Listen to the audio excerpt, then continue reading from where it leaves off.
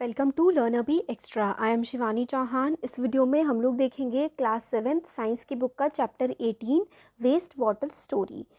तो देखिए इसमें है कि हम सभी लोग वाटर का इस्तेमाल करते हैं अपने घरों में और उसको गंदा कर देते हैं। गंदा, आप सरप्राइज हो गए हैं। रिच इन लेदर, लेदर का मतलब कुछ ना कुछ उसमें गंदगी होती है, उसमें हम ऑयल मिला देते हैं। ब्लैक ब्राउन वाटर जो कि हम नालियों में बहा देते हैं, शावर के बाद टॉयलेट में यूज़ करते हैं, लॉन्ड्री में, है ना, कपड़े धोने में। ये सारा का सारा पानी जो होता है इसको हम लोग वेस्ट वाटर कहते हैं। वेस्ट वाटर क्यों कहते हैं? क्योंकि भैया वेस्ट ही तो है, इसको आप लोग को यूज़ तो कर नहीं रहे हैं, है ना। तो ये वेस्ट वाटर है क्योंकि आपने यूज़ करके फेंक दिया, उसको दोबारा नहीं यूज़ किया, तो आपके लिए वेस्ट हो गया। और ये जो यूज्ड वाटर होता है शुड नॉट बी वेस्टेड, इसको हमें वेस्ट नहीं करना चाहिए, हमको इसको साफ़ करना चाहिए, इसके पोल्यूटेंट्स को, फिर उसके बाद इसको यूज़ करना चाहिए दोबारा से। बट ऐसा कैसे किया जा सकता है? देखिए, वाटर आर लाइफ लाइन, बिना पानी के तो हम जिंदा रह ही नहीं सकते हैं, हवा पानी के तो आप रह ही नहीं सकते हैं। Clean water is a basic need of human being. तो साफ़ पानी हर एक ह्यूमन बीइंग की एक बेसिक नेसेसिटी है, ज़रूरत है। तो let us make a mind map, मतलब दिमाग में सोचे कितने ज़्यादा यूजेस हैं साफ़ पानी के। एक्टिविटी 18.1 में use of clean water drinking, ठीक है, वॉशिंग क्लोथ्स और वॉशिंग यूटेंसिल, बाथिंग, है ना, फिर उसके बाद टॉयलेट में ज़रूरत होती है। तो बहुत सारे के सारे चीज़ों के लिए हम लोगों को साफ़ पानी की ज़रूरत होती है। तो क्लीन वाटर जो कि हम लोगों के लिए फ़िट है for is unfortunately not available to all, मतलब साफ़ पानी हर किसी के लिए, मतलब ज़रूरी तो है, बट हर किसी के पास इसकी अवेलेबिलिटी आज भी नहीं है। It has been reported that more than 1 billion of our fellow human beings, लगभग 1 बिलियन ह्यूमन बींग्स जो हैं उनके पास साफ़ पानी मौजूद नहीं है, उनके पास साफ़ पीने का पानी भी नहीं है। और काफ़ी सारी इसकी वजह से क्या होती हैं, वाटर रिलेटेड डिजीज़ होते हैं, क्योंकि जब गंदा पानी पीते हैं तो उसकी वजह से काफ़ी सारी बीमारियां भी हो जाती हैं और कई केसेस में डेथ्स भी हो जाती हैं। विमेन हो गई, लड़कियां हो गई, उनको काफ़ी कई कई किलोमीटर्स जाना पड़ता है साफ़ पानी को अवेलेबल कराने के लिए। और ये क्या ह्यूमन डिग्निटी का मैटर नहीं है कि मतलब कितना ज़्यादा एक औरत जो है वो अपने दिन के कई घंटे पानी को लाने में ही बिता देती है। हम लोगों ने चैप्टर 16 में पढ़ा था कि कितना ज़्यादा फ्रेश वाटर की कमी होती जा रही है क्योंकि हम पानी को गंदा करते जा रहे हैं, हम उसको पोल्यूट कर रहे हैं, इंडस्ट्रीज़ पानी को पोल्यूट कर रही हैं और पानी का मिसमैनेजमेंट हो रहा है। मतलब साफ़ नदी में भी गंदा पानी डाल दिया जाता है तो वो नदी का पानी भी गंदा हो जाता है। इसलिए इस अर्जेंसी को देखते हुए कि हम लोग पानी का कितना दुरुपयोग कर रहे हैं, वर्ल्ड वाटर डे मनाया जाता है 22 मार्च को। 2005 से मनाना शुरू हुआ था, ये इंपॉर्टेंट है, आपको याद रखना है कि वर्ल्ड वाटर डे 22 मार्च को मनाया जाता है। General Assembly of United Nation proclaim the period 2005 to 15 as the international decade for the action on water for life. तो यूनाइटेड नेशंस एक एजेंसी है इंटरनेशनल लेवल पे जहाँ पे बहुत सारे देश मिल करके आते हैं और चीज़ें बनाने की कोशिश करते हैं। तो उसमें 2005 से 2015 का जो साल रहे हैं उसको वाटर फॉर लाइफ, मतलब पानी ज़िंदगी के लिए, इसकी थीम पर हमें पानी को बचाना है। और सारे के सारे एफर्ट्स लगाए गए इसमें कि लगभग by half the number of people who do not have access to safe drinking water, ताकि जिन लोगों के पास आज भी पानी नहीं है पीने का उन तक पहुँचाया जा सके। अब पानी को साफ़ कैसे किया जाए? Cleaning of water is a process of removing pollutant before it enter a water body और इज़ रीयूज्ड। तो क्लीनिंग ऑफ वाटर, पानी को साफ़ करना एक प्रोसेस है जिसमें पॉल्यूटेंट्स जो हैं, जैसे कि पानी है उसमें कुछ गंदगी है, तो गंदगी को हटाने के लिए, गंदगी को पानी में से रिमूव करने का जो प्रोसेस होता है उसको क्लीनिंग ऑफ वाटर कहते हैं। और इस प्रोसेस को हम लोग वेस्ट वाटर ट्रीटमेंट भी कहते हैं, known as sewerage treatment. It takes place in several stages. तो सीवेज ट्रीटमेंट होता है, सीवेज ट्रीटमेंट का मतलब होता है पानी को साफ़ करना। जो कि गंदा पानी है उसको अगर आप लोग साफ़ कर रहे हैं ना, तो उसको हम लोग बोलते हैं कि ये सीवेज ट्रीटमेंट है। तो सीवेज ट्रीटमेंट क्या हुआ, मतलब गंदे पानी को आप लोग अगर साफ़ करते हैं तो उसे हम सीवेज ट्रीटमेंट बोलते हैं। अब व्हाट इज सीवेज? भैया सीवेज क्या होता है? तो sewage is a waste water released by homes, industry, hospital, office और अदर यूज़र्स। तो सीवेज ऐसा पानी होता है, गंदा पानी, जैसे कि घरों में से हम नालियों में जो पानी बहाते हैं नहाने के बाद, या टॉयलेटरीज़ में से, या फिर बर्तन धोना, कपड़े धोना, इन सब के बाद जो पानी बाहर जाता है उसी को हम लोग सीवेज बोलते हैं। इंडस्ट्रीज से भी जो गंदा पानी निकलता है, हॉस्पिटल, ऑफिस, कहीं से भी जो गंदा पानी निकल रहा है उसको हम लोग सीवेज बोलते हैं। इसमें रेन वाटर भी होता है क्योंकि वो सड़कों से बहता हुआ नालों में चला जाता है जब बहुत ज़्यादा बारिश होती है। और वाटर जो कि रोड और रूफ टॉप से जाता है वो काफ़ी हार्मफुल सब्सटेंस भी उसमें मिल जाते हैं। तो सीवेज एक लिक्विड वेस्ट है, मतलब क्योंकि वो पानी में मिला हुआ है तो सीवेज एक लिक्विड वेस्ट है और ये पानी है जिसमें से आप इम्प्यूरिटीज़ अगर निकाल देंगे तो वो साफ़ हो जाएगा। और ये जो इम्प्यूरिटीज़ होती है ना, जिसकी वजह से पानी गंदा हो रखा होता है, इन इम्प्यूरिटीज़ को हम लोग कंटामिनेंट्स बोलते हैं। तो एक्टिविटी 18.2 है कि locate an open drain near your home. अपने घर के पास एक खाली ड्रेन होता है, नाला, जो खुला नाला है वो देखिए, या फिर रोड साइड पे आप देखिए किस तरीके से पानी बह रहा है। उसका कलर क्या होता है? उसका कलर काला होता है, उसमें से बदबू आ रही होती है।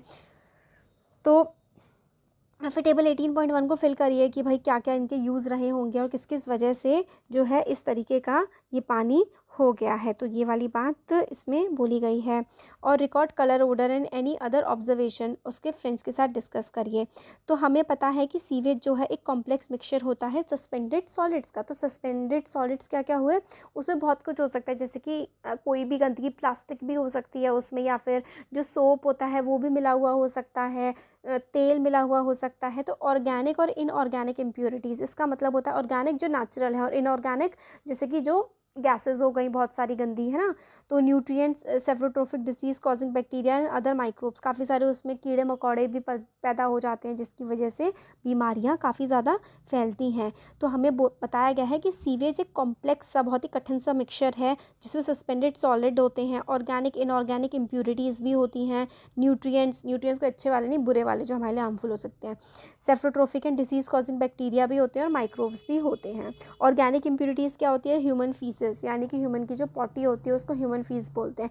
एनिमल वेस्ट, जैसे कि एनिमल की जो पॉटी और टॉयलेट होती है उसको, ये सब ऑर्गेनिक होते हैं, मतलब नेचुरल चीज़ें होती हैं। और ऑयल, तेल हो गया, यूरिन हो गया, ये सारे के सारी ऑर्गेनिक इम्प्यूरिटीज़ होती हैं। और इन ऑर्गेनिक इम्प्यूरिटीज़ जैसे कि जो खाद हो गए, herbicide, fruit and vegetable waste, nitrate, और ये अलग अलग मेटल और अलग अलग गैसेस जो होती हैं ना, ये होती हैं इनऑर्गेनिक इम्प्यूरिटीज़। अब न्यूट्रिएंट्स जैसे कि फास्फोरस, नाइट्रोजन, बैक्टीरिया जैसे कि होता है कॉलरा और टाइफॉइड जिस टाइप के बैक्टीरिया से होता है, दूसरा माइक्रोब्स जिसकी वजह से डाइसेंट्री होती है। तो ये जो बीमारियां हैं ना, ये बैक्टीरिया और माइक्रोब्स की वजह से होती हैं जो कि हमें गंदे नालियों में मिल जाते हैं। अब आता है water freshens up an eventful journey. तो वाटर जो है वो फ्रेशन अप कर देता है। आप लोग नहा के आते हो तो आपको कितना फ्रेश सा, अच्छा सा लगता है, बट फिर वो पानी कहाँ जाता है? वो सीवेज, वो गंदगी फैलाता है। घर में या पब्लिक बिल्डिंग में जनरली एक पाइप होता है जो कि क्लीन वाटर लेकर के आता है और दूसरा होता है जो कि वेस्ट वाटर घर से बाहर नालियों में लेकर के जाता है। मतलब एक पाइप ऐसा होता है जो आपके घर, मतलब साफ़ पानी होता है जिसमें, और एक जो गंदे पानी को बाहर निकाल रहा होता है।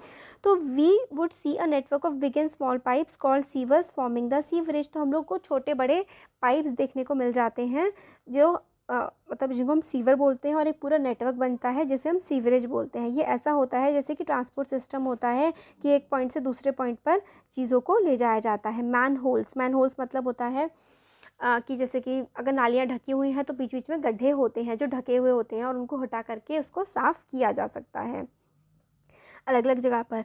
तो इसमें एक टेबल 18.1 है, इसमें कंटामिनेंट सर्वे की सलेज वेट और क्या क्या कंटामिनेंट इसमें होते हैं, और इस टाइप से आपको भरना है ये। फिर इसमें और जैसे सीवरेज से मैन होल्स जो होते हैं उससे गंदगी साफ़ करी जाती है, वो गंदगी कहाँ ले जाई जाए, वो भी तो बात है। वो नाले तो आपने साफ़ कर दिए बट वो गंदगी जाएगी कहाँ? तो एक्टिविटी 18.3 में आपको कहा गया है कि आप स्टडी करें सीवेज रूट आपके घर से आपकी स्कूल की बिल्डिंग से किस तरीके से जाता है, उसका डायग्राम वगैरह बनाएं। कहाँ पर ओपन ड्रेन है, कहाँ पर क्लोज है, कहाँ पर मैन होल है। देखिए ओपन ड्रेन का जो खुली नालियाँ होती हैं, क्लोज ड्रेन भी होते हैं कि नालियाँ क्लोज होती हैं और बीच बीच में होल्स बने होते हैं, मैन होल्स, जिसमें से गंदगी को निकाला जा सकता है। अब जो ये गंदा पानी है इसका ट्रीटमेंट कैसे हो? Treatment of polluted water. तो गंदा जो पानी हो गया है इसको साफ़ कैसे किया जाए? तो परफॉर्म द फॉलोइंग एक्टिविटी जिससे पानी साफ़ किया जा सकता है। तो आप लोग एक दूसरे को ग्रुप्स में डिवाइड कर लीजिए। आप क्या करिए कि fill a large jar of 3/4 of water. मतलब एक जार को आप 3/4 पानी से भर लीजिए और उसमें कुछ गंदी गंदी चीज़ें डालिए, जैसे कि सपोज़ के संतरे के छिलके डाल दीजिए और उसमें डिटर्जेंट डाल दीजिए, उसमें थोड़ा सा तेल डाल दीजिए, थोड़ी सी इंक डाल दीजिए, उस पानी को बेसिकली गंदा कर दीजिए। और फिर कैप द जार, उस जार को ढक दीजिए और उसको अच्छे से हिला दीजिए और उसको सूरज में 2 दिन तक छोड़ दीजिए। फिर 2 दिन के बाद मिक्सचर में से आप थोड़ा सा एक टेस्ट ट्यूब में लीजिए उस मिक्सचर को और before treatment sample 1 how does it smell, मतलब आपने उसमें से जो गंदगी कर दी थी पूरे एक जार में, उसमें से थोड़ा सा जो सैंपल लिया उसको 2 दिन तक धूप में छोड़ दिया तो बड़ी गंदी बदबू आती है। फिर use an aerator from an aquarium to bubble air through the sample in the glass jar. तो आपने अगर एक्वेरियम में देखा होगा तो आपको एरिएटर उसमें होता है कि ऑक्सीजन प्रोवाइड करता है, वो बबल बबल से आते हैं, तो उसको आप लोग लीजिए और उसको उस पानी में डाल दीजिए। Allow several hours for aeration, तो कुछ घंटे एरिएशन के लिए उसको छोड़ दीजिए बबल्स लगा करके। Leave the aerator attached overnight. If you do not have an aerator use a mechanical stirrer or a mixture, you may have to stir it several times. और अगर आपके पास एरिएटर नहीं है तो उस पानी को घुमाते जाइए बहुत देर तक आप लोगों को उसको पानी को घुमाते रहना होगा गोल गोल। अगले दिन जब उसमें एरिएशन कंप्लीट हो जाएगा, देखिए एरिएशन का मतलब होता है ऑक्सीजन पहुँचाना, उससे ऑक्सीजन लविंग बैक्टीरिया उसमें आ जाते हैं। फिर एरिएशन कर दिया आपने, उसको खूब घुमा दिया, फिर एक और सैंपल ले लीजिए उसको टेस्ट ट्यूब में, उसको सैंपल 2 नाम दे दीजिए। अब fold a piece of filter paper to form a cone. अब कोन जैसा आप फिल्टर पेपर लीजिए और उसको कोन की शेप का बना दीजिए। Wet the paper with the tap water and then insert the cone in the funnel. तो फनल इस टाइप से होती है, उसमें आप ये ऐसे करके फिल्टर पेपर को गीला करके इसमें फ़नल में लगा दीजिए, जैसे 6th क्लास में देखा था। प्लेस उसमें सैंड लगाइए, फिर उसमें पत्थर लगाइए, ग्रेवल लगाइए फ़नल में, और पूरा मतलब उसको फ़िल्ट्रेशन, जैसे फ़िल्टर करते हैं ना, पूरा फ़िल्ट्रेशन का प्रोसेस, सैंड, फाइन ग्रेवल और ये सब आप लगा दीजिए। और जो बचा हुआ सोल्यूशन है जिसको आपने एरिएटेड सैंपल 2 वो उसमें डाल दीजिए। फिर आप वो फ़िल्टर होता जाएगा और फिर आपको नीचे क्या मिलेगा, साफ़ पानी मिल जाएगा, क्योंकि गंदगी जो होगी वो मिट्टी और जो आपकी सारी की सारी चीज़ें थी ना यहाँ पे, सैंड, फाइन ग्रेवल और इन सब में रह जाएगी। और नीचे आपको थोड़ा जो है टेस्ट ट्यूब, जो साफ़ पानी बीकर में मिलेगा ना, उसको ले लीजिए, उसको सैंपल 3 रखिए। फिर उसके बाद जो सैंपल 3 है उसको क्या करिए आप लोग, filtered water into 4th test tube, चौथी टेस्ट ट्यूब में डालिए और उसमें क्लोरीन की टैबलेट डाल दीजिए और उसको मिक्स करते जाइए जब तक वो एकदम पानी साफ़ ना हो जाए। Chlorinated sample 4। इस तरीके से देखिए फ़नल में फ़िल्ट्रेशन का प्रोसेस, सैंड, ग्रेवल, सिल्ट वगैरह डाल रहे हैं तो नीचे साफ़ पानी आ जाता है। फिर क्लोरीन डाल दीजिए और फिर वो हिलाते जाइए जब तक साफ़ ना हो जाए। इस पानी को टेस्ट मत करिए, सिर्फ और सिर्फ स्मेल करिए। तो स्मेल करने के बाद क्या होगा, क्या चेंजेस आप लोगों ने ऑब्जर्व करे, पहले तो वो एकदम काला हो गया था ना पानी, अब आप देखेंगे उस पानी का रंग साफ़ हो चुका है। Did aeration change the odour, aeration से क्या ओडर चेंज हुई है, हाँ तो थोड़ी बहुत चेंज होती है। और क्या Sands what was remove by sand filter, sand filter जो हमने बनाया था उससे क्या रिमूव हुआ है, गंदगी। तो क्लोरीन से उसका कलर साफ़ हो जाता है और क्लोरीन में थोड़ी हल्की सी ओडर होती है, बट फिर भी वो पानी जो है दोबारा पीने के लिए तो इस्तेमाल नहीं किया जा सकता, बट साफ़ सफाई के लिए इस्तेमाल किया जा सकता है। अब वाटर ट्रीटमेंट प्लांट जो है ना, ये वाला, बस अब हम ये वाला वाटर ट्रीटमेंट प्लांट, ये पार्ट बस फटाफट से नेक्स्ट वीडियो में हमारा कवर हो जाएगा, क्योंकि जो हमने इसमें शॉर्ट में देखा ना, अब यही चीज़ हम लोग पूरे अच्छे से बड़े में देखेंगे। Thank you. नेक्स्ट वीडियो में देखेंगे आगे का chapter. Thank you. Welcome to learner be extra. I am Shivani Chauhan. इस वीडियो में हम लोग देखेंगे क्लास 7 साइंस की बुक का चैप्टर 18 वेस्ट वाटर स्टोरी का पार्ट 2। पार्ट 1 में हम लोग देख चुके हैं कि किस तरीके से जो वेस्ट वाटर है वो जनरेट होता है हम लोग अपनी वेरियस एक्टिविटीज़ से, जो हम डे टू डे लाइफ में करते हैं, जैसे कि बाथिंग हो गया, कपड़े धोना, बर्तन धोना, टॉयलेट, है ना। तो इन सब में बहुत ज़्यादा पानी वेस्ट होता है हमारी डेली लाइफ में। इंडस्ट्रीज़ भी बहुत ज़्यादा पानी को क्या करती हैं, वेस्ट नहीं, पानी यूज़ करके उसको गंदा कर देती है, गंदा करके हम लोग नालियों में छोड़ते हैं, फिर वो सीवेज बन जाता है। तो किस तरीके से हम लोग उसको ट्रीट कर सकते हैं घर पर, वो हम लोगों ने देखा था। और उसके अंदर जो इम्प्यूरिटीज़ होती है वो ऑर्गेनिक होती है, इनऑर्गेनिक इम्प्यूरिटीज़ होती हैं, ये सारी की सारी चीज़ें भी हमने देखी थी। अब इस वीडियो में हम लोग देखेंगे कि जो पॉल्यूटेड वाटर है ना, वो ट्रीट कैसे होता है। इससे पहले वाली वीडियो में हम लोगों ने कि घर पे हम उसको कैसे ट्रीट कर सकते हैं।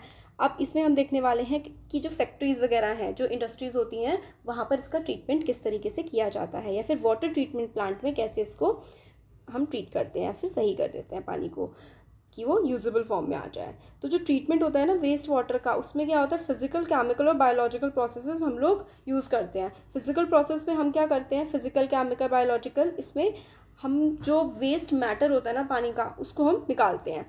तो वेस्ट वाटर को हम सबसे पहले जो पहला स्टेप होता है वो बार से पास करते हैं। देखिए जैसे कि यहाँ पे बार का मतलब जाली टाइप की होती है, उसमें से हम पास करते हैं इस तरीके का।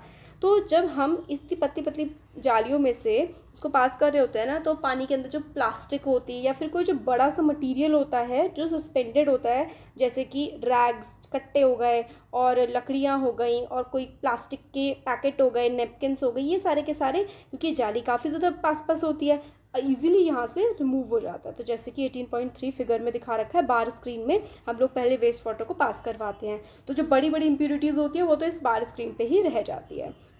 उसके बाद जो सेकंड स्टेप आता है, water then goes to a grit and a sand removal tank. तो एक टैंक होता है जिसमें से ग्रिट, जो थोड़े थोड़े बड़े बड़े पार्टिकल्स होते हैं, पेबल्स, पत्थर जैसे, और मिट्टी वाला। तो ये वाला जो इम्प्यूरिटी होती है ना, जो सस्पेंडेड होती है, जो उसमें एक तरह से हमें लटकी हुई दिख जाती है ना पानी में बहती हुई, तो वो वाली इम्प्यूरिटी इस सेकेंड स्टेप में जो हटा देते हैं वाटर में से। तो speed of the incoming waste water is decrease to allow sand, grit and pebbles to settle down. तो ये जो टैंक होता है ना, इसमें जो वेस्ट वाटर की जो स्पीड होती है ना, उसको बहुत ही स्लो कर देते हैं। उससे क्या होता है, जो भी भारी मटेरियल होता है वो नीचे की तरफ सेटल डाउन हो जाता है। तो नीचे की तरफ वो जब सेटल डाउन हो जाता है तो ऊपर थोड़ा साफ पानी आ जाता है, फिर वो निकाल लेते हैं। Then water is allowed to still in a large tank which is slope toward the middle. तो बीच में से ऐसे करके, जैसे कि नीचे और बीच में से ऐसे करके उसमें स्लोप होता है, तो सारा साफ साफ वाला पानी ऊपर से निकलता जाता है। Solid like faeces settle at the bottom and are remove with a scraper. तो फीसेस, जैसे कि कोई भी जो गंदगी होती है ना, वो नीचे बॉटम में सेटल हो जाती है, जो पानी में प्रेजेंट होती है। और स्क्रैपर, जैसे कि आप इस तरीके से डंडे होते हैं ना, चौड़े चौड़े से पट्टे जैसे, उसकी हेल्प से वो सारा का सारा फीसेस या फिर सॉलिड वेस्ट निकाल लिया जाता है। और इसको ही हम लोग स्लज कहते हैं, जिससे सारी गंदगी निकाली जाती है। A skimmer removes the floatable solids like oil and grease. फिर एक स्किमर होता है। स्किमर से क्या होता है, जो मटेरियल जैसे ग्रीस या फिर ऑयल जो कि वेस्ट वाटर में मिक्स होता है, उसको निकाल दिया जाता है। अब वाटर जो इस तरीके से, उसमें से आपने स्क्रेपर से फीसेस निकाल लिए।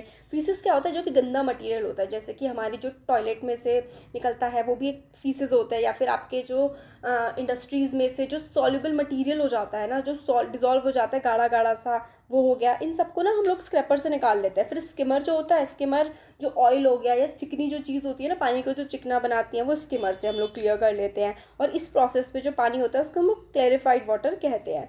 तो अब क्या होता है, क्लैरिफाइड वाटर आ गया। The sludge is transfer to a separate tank. जो स्लज होता है, जो गंदगी सॉलिड वेस्ट जैसी होती है, उसको हम लोग एक सेपरेट टैंक में ट्रांसफ़र कर देते हैं और उसको क्लीन करते हैं। कैसे? Where it is decompose by the anaerobic bacteria. तो देखिए, एरोबिक का मतलब होता है जो कि एयर की प्रेजेंस में होता है, और एनएरोबिक वो होता है जो कि एयर की एब्सेंस में होता है। तो जो स्लज वाला मटेरियल था ना, उसको एक अलग टैंक में डाल देंगे और वो उसका ट्रीटमेंट हो जाएगा, एनएरोबिक बैक्टीरिया उसको ट्रीट कर देगा।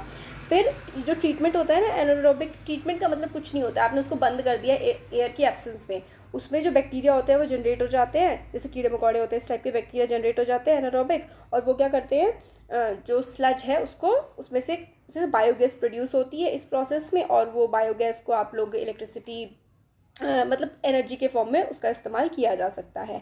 फिर उसके बाद जो पानी, एक तो स्लज वाला था जिसको आपने एनारोबिक बैक्टीरिया से ट्रीटमेंट करवा दिया, फिर उससे गैस पास हुई, बायोगैस निकलती है, उसका हम कहीं भी यूज़ कर सकते हैं बहुत सारे एनर्जी पर्पसेस के लिए। फिर दूसरा जो क्लीन वाटर, जिसको हम लोगों ने बोला था ना क्लियर वाटर, उसको क्लैरिफाइड वाटर जो था उसको ऐसे में पंप, क्लैरिफाइड वाटर आपने अलग टैंक में ले लिया और उसके अंदर ना हवा पास की जाती है। एक टैंक में जिसमें स्लज था उसमें बिना हवा के उसका ट्रीटमेंट होता है, और दूसरा जो कि क्लैरिफाइड वाटर था, पानी था, वहाँ पर क्या करते हैं, वहाँ पे हवा पास कराई जाती है ताकि एरोबिक बैक्टीरिया जो है ना वो ग्रो हो और कंज्यूम कर ले जो human waste, food waste, soap और बाकी सारे अनवांटेड मैटर जो कि पानी में होते हैं उसको वो क्लीन कर देते हैं, एरोबिक बैक्टीरिया ख़त्म कर देते हैं। कुछ घंटों बाद जो माइक्रोब्स होते हैं वो जो है बॉटम में सेटल हो जाते हैं और वाटर जो साफ़ होता है ना वो ऊपर से रिमूव कर लिया जाता है। तो इस प्रोसेस में भी थोड़ी देर बाद जो गंदी चीज़ें हैं वो नीचे हो जाएंगी और साफ़ पानी ऊपर आ जाएगा। फिर activated sludge is about 97% water. तो जो स्लज बचता है ना नीचे की तरफ, उसमें लगभग 97% तो वाटर ही होता है, उसमें से पानी को रिमूव कर दिया जाता है बाय सैंड ड्राइंग बेड्स और मशीन्स के द्वारा। फिर उसके बाद ड्राइड स्लजेस यूज्ड एज मैन्योर, जो स्लज बच जाता है ना, जैसे कि जिसमें एनिमल वेस्ट और प्लांट वेस्ट होता है, वो मैन्योर की तरह हम इस्तेमाल कर लेते हैं और वो दोबारा से सॉइल में चला जाता है और सॉइल को न्यूट्रिएंट प्रोवाइड कर देता है। तो ये सारा का सारा प्रोसेस था जिसमें पहले हम लोगों ने जाली लगा करके सारी गंदगी हटाई, फिर उसके बाद उसमें से सैंड सिल्ट वगैरह जो थी उसको रोक दिया तो वो नीचे जम गई। फिर उसके बाद हम लोगों ने क्या किया, स्क्रैपर से सारी गंदगी निकाली और फिर एक जगह एनारोबिक और एक जगह एरोबिक करके, जो एरोबिक वाला था उसमें से उसको हवा पास करवाते हैं और एरोबिक बैक्टीरिया एक्ट करता है तो सारी गंदगी नीचे जम जाती है और ऊपर से पानी निकाल लेते हैं और फिर मैन्योर भी बन जाता है। वो मैन्योर आप दोबारा से सॉइल में इस्तेमाल कर सकते हैं। तो the treated water has a very low level of organic material and suspended matter. तो जो ट्रीटेड वाटर होता है ना, जो पूरे के पूरे ट्रीटमेंट के बाद बचता है, उसमें जो ऑर्गेनिक मटेरियल काफ़ी कम होता है और सस्पेंडेड मैटर मतलब जो ऐसे लटकता रहता है ना, पानी में दिखता है हमें बड़ा बड़ा सा मैटर, वो काफ़ी कम हो जाता है। और ऐसा पानी जिसको आपने ऐसे साफ़ कर लिया है उसको सी में या फिर रिवर में या फिर दोबारा से ग्राउंड में भेजा जा सकता है और नेचर बाकी फर्दर उसको क्लीन कर देती है। और यही जो प्रोसेस हम लोगों ने पढ़ा है ना पूरा का पूरा, यही प्रोसेस रिवर्स में भी फॉलो होता है, वो नेचुरल क्लीनिंग का प्रोसेस होता है। और अगर पानी को आपने, जो क्लीन वाटर था, इसमें आप डिसइंफेक्टेंट्स जैसे कि क्लोरीन और डाल सकते हैं, ओजोन भी डाल सकते हैं दोबारा से नदियों वगैरह में रिलीज़ करने से पहले, ताकि वो और भी ज़्यादा साफ़ हो जाए। ये तो साफ़ करने का प्रोसेस था। अब इसमें आता है कि हमें एक एक्टिव सिटीज़न बनना है। एक्टिव सिटीज़न कैसे, कि देखिए वेस्ट जनरेशन जो है, हम कुछ भी करें, अगर हम कोई भी काम करेंगे तो उसमें कोई ना कोई चीज़ ऐसी जनरेट ज़रूर होगी जिसका यूज़ फर्दर ना किया जा सके। तो वेस्ट जनरेशन तो नेचुरल पार्ट होता है ह्यूमन एक्टिविटी का, बट हम लोग उसका वेस्ट को हम कम ज़रूर कर सकते हैं, उसकी क्वांटिटी को कम कर सकते हैं। और देखिए ना, हम लोग कई जब भी जैसे बाहर जाते हैं, अगर काफ़ी गंदा सा कूड़ा वगैरह पड़ा होता है तो उसमें से स्मेल आती है, हम उससे रिपेल होते हैं, हमें वो अच्छा नहीं लगता, काफ़ी डिस्गस्टिंग सी सिचुएशन होती है। अब ये सिचुएशन काफ़ी ज़्यादा ख़राब हो जाती है जब बारिश पड़ने लगती है। तो उसमें क्या होता है, जब बारिश पड़ने लगती है नाली में गंदगी होती है और वो ओवरफ्लो होने लगती है पानी की वजह से, और फिर वो पूरे के पूरे रोड में आ जाता है और पूरी गंदगी मच जाती है। Most unhygienic and unsanitary condition उस समय पर होती है। सबसे ज़्यादा अनहाइजेनिक, हमारी हेल्थ के लिए बहुत ही ज़्यादा ख़राब होती है। वहाँ पे मक्खी मच्छर भी पनपने लगते हैं, कीड़े मकोड़े आने लगते हैं। तो एक जो एनलाइटन सिटीज़न होता है, अगर आप एक बढ़िया सिटीज़न है तो आप म्यूनिसिपैलिटी को अप्रोच करिए या फिर ग्राम पंचायत को वो करिए, उनको अप्रोच करिए जा करके और उनसे कहिए कि जो खुले हुए ड्रेन्स हैं ना, ये जो नालियाँ हैं या फिर जो सफाई करने के ड्रेन्स हैं, उनको बंद किया जाए और सीवेज जो है किसी भी पर्टिकुलर घर के बाहर ना हो, नेबरहुड में सफाई रखी जाए। आपको ये रिक्वेस्ट करनी होगी ताकि आपकी सोसाइटी में आप और सब लोग हेल्दी रह सकें। अब आपको कुछ बताया गया है बेटर हाउस कीपिंग प्रैक्टिसेस की, किस तरीके से आपको घर में चीज़ें करनी चाहिए, काम करना चाहिए। One of the ways to minimize और eliminate waste and pollutants at their source is to see what you are releasing. तो मतलब देखिए, आपको बाहर गंदगी नहीं करनी है तो सबसे पहले आपको ये ध्यान रखना होगा कि आप घर में जो भी वेस्ट प्रोड्यूस कर रहे हैं उसको फेंक आप कैसे रहे हैं। जैसे कि हमें काफ़ी सारे एग्जांपल्स दिए गए हैं कि जो कुकिंग ऑयल होता है जिसमें खाना बनाते हैं, जैसे कि फैट्स होता है, घी वगैरह हो गया, वो हमें ड्रेन में या जैसे कि सिंक में ऐसे ही नहीं फेंकने चाहिए। वो जो है पाइप, वो हार्ड हो जाते हैं और पाइप को ब्लॉक कर देते हैं। जो फैट होता है ना, वो क्लॉग कर देता है, क्लॉगिंग की दिक्कत आ जाती है ना, वो क्लॉग कर देता है और उसको मतलब फिर पानी वगैरह जो भी डाल रहे हैं वो निकल नहीं पाता। इसलिए जो फैट का मटेरियल होता है ना, वो कभी भी सिंक में नहीं डालना चाहिए, वो हमेशा आप लोगों को डस्टबिन में डालना चाहिए। और केमिकल्स जैसे कि पेंट हो गए, सॉल्वेंट, इंसेक्टिसाइड, मेडिसिन, ये बहुत सारे ऐसे माइक्रोब्स को किल कर सकते हैं जो कि वाटर को प्यूरिफाई करने वाले हों। इसलिए हम लोगों को पेंट और मेडिसिन और ये सब ना सिंक में नहीं डालना चाहिए, ये सब हमें हमेशा डस्टबिन में डालना चाहिए, क्योंकि ये वाटर को क्लीन करने वाले माइक्रोब्स को भी ख़त्म कर देते हैं। और जो चाय की पत्ती होती है या फिर बचा हुआ खाना और जो आपके टॉयज़ वगैरह होते हैं, कॉटन या फिर सैनिटरी नैपकिन्स या टॉवल्स वगैरह, ये हमेशा डस्टबिन में डालनी चाहिए, कभी भी सिंक वगैरह में या फिर फ्लश में नहीं डालनी चाहिए। वो बिल्कुल पानी में मिलकर के बहुत ज़्यादा ड्रेन को क्लॉग कर सकती हैं, उसको फंसा सकती है कि पानी पास ना हो पाए। और ये वेस्ट जो है ना चोक कर सकते हैं ड्रेन्स को, इसलिए। और वो फ्री ऑक्सीजन, मतलब ऑक्सीजन की सप्लाई को भी ये रोक देते हैं। तो इससे डिग्रेडेशन का, जो सड़ने का प्रोसेस होता है ना, जिससे वेस्ट जो जनरेट होता है फिर वो सड़ के वो ख़त्म होने लगता है, वो वाले प्रोसेस को भी ये कॉटन वगैरह जो है रोक देती है। तो हमें कभी भी ये ड्रेन्स में नहीं डालना चाहिए, पानी वाली जगह नहीं, डस्टबिन में डालना चाहिए। अब आता है सैनिटेशन एंड डिजीज़। तो देखिए, सैनिटेशन का मतलब होता है साफ़ सफाई। साफ़ सफाई नहीं होगी तो बीमारियाँ फैलेंगी। Poor sanitation and contaminated drinking water is the cause of large number of disease. तो गंदगी या फिर गंदा पानी जो है वो काफ़ी सारी बीमारियों की जड़ होता है। हमारी खुद की कंट्री में बहुत सारे लोग जो हैं वो मतलब विदाउट सीवरेज फैसिलिटी के रह रहे हैं, और किस तरीके से वो खुद को रिलीव करते हैं, मतलब किस तरीके से वो टॉयलेट बाथरूम वगैरह जाते हैं, वो भी नदियों के किनारे ऐसे ही नालियों पर, उसकी वजह से कितनी गंदगी फैलती है और बीमारियां फैलती हैं।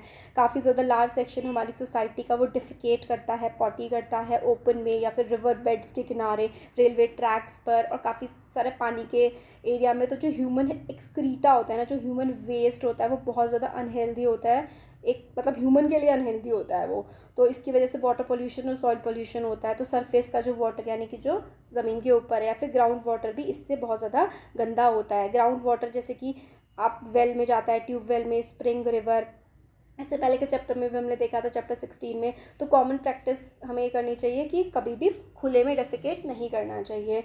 और जो इसकी वजह से काफ़ी ज़्यादा बीमारियां भी होती हैं खुले में डेफिकेट करने से, जैसे कि वाटर बॉर्न डिजीज़ होती हैं, जैसे cholera, typhoid, polio, hepatitis, dysentery. तो हमें आसपास की सराउंडिंग को साफ़ रखना चाहिए।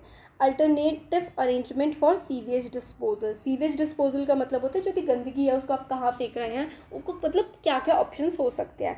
तो सैनिटेशन, साफ़ सफाई को इम्प्रूव करने के लिए low cost on site sewage disposal system are being encourage. मतलब लो कॉस्ट यानी कि सस्ते, ऑन साइट जहाँ पर है उसके आसपास ही कहीं इस की कॉस्ट भी लो हो और वो सेफ़ भी हो। ऐसे एग्जाम्पल दिया जाता है सेप्टिक टैंक्स का, और केमिकल टॉयलेट्स का, और कंपोस्टिंग पिट्स का।